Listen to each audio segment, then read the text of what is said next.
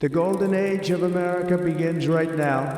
From this day forward, our country will flourish and be respected again all over the world. With second Trump presidency coming towards us, a lot of Muslims in the United States are concerned and fearful for what is sure to be an attempt to target our institutions, target us individually with hate crimes and things of that nature. And a lot of people are looking for guidance for how they should meet this.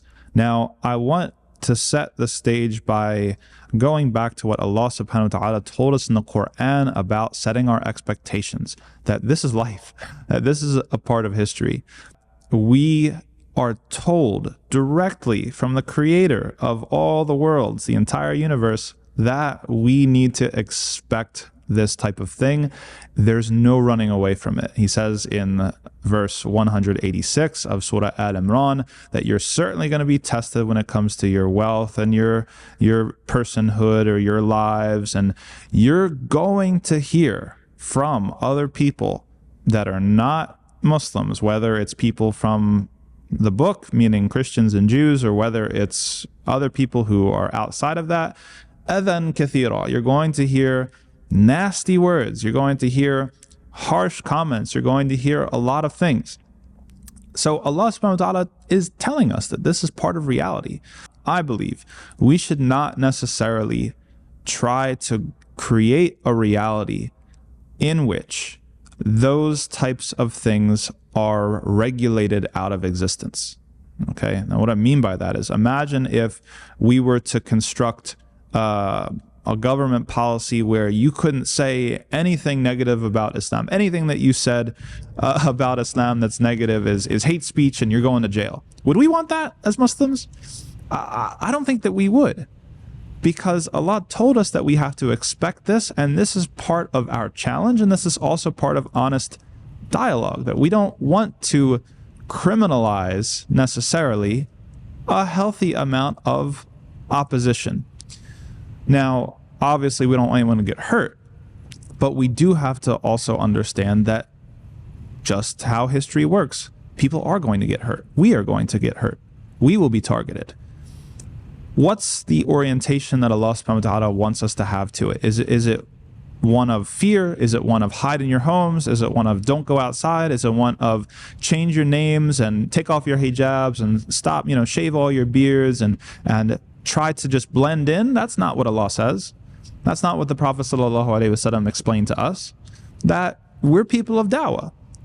And when you're in a place where you're doing da'wah, you're trying to represent Islam, you're trying to spread Islam, you're trying to clarify for people what Islam is about, both when it comes to explaining it with words or demonstrating it in your actions, then you're going to have to expect to be treated like the Prophet ﷺ was treated.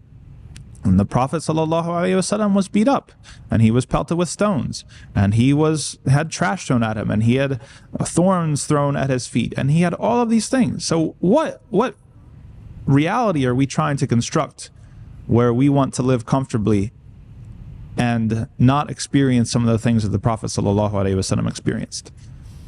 We want to sanitize these things, what? So we can be comfortable, so we can live in luxury, so that we can benefit from the fruits of this land and the opportunities and the freedoms that are afforded to us, and not talk to anybody and not be afraid of anyone saying an uncomfortable word to us.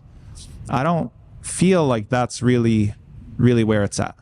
I feel like we have to prepare for these types of confrontations and to meet them with dignity and to meet them with an attitude of sacrifice. That if you want to spread Islam in the United States, you want other people to see Islam in a positive light, you want Islam to grow, you want people to accept Islam, you want your own children to stay on Islam, are you ready to sacrifice for that? Are you ready to suffer for that? Are you ready to make the unpopular decisions, put your foot down when you're pushed to do something that's against your principles? Are you ready to bear what the Prophet ﷺ bore when it comes to this thing that we call da'wah? I think that personally, and I could be wrong, that this is the attitude that we have to have, that this is nothing new. It might wax and wane, it might be better or worse from administration to administration, from period to period, but we have to know that that's what we're here for.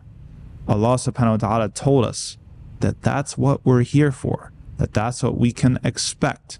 And towards the end of the ayah, he says, he doesn't say about trying to regulate it out of existence or trying to criminalize every uncomfortable word that anybody says against you. He says, and whoever is able to be patient and fear Allah, then that is min azmil umur. Then that is truly an impressive feat.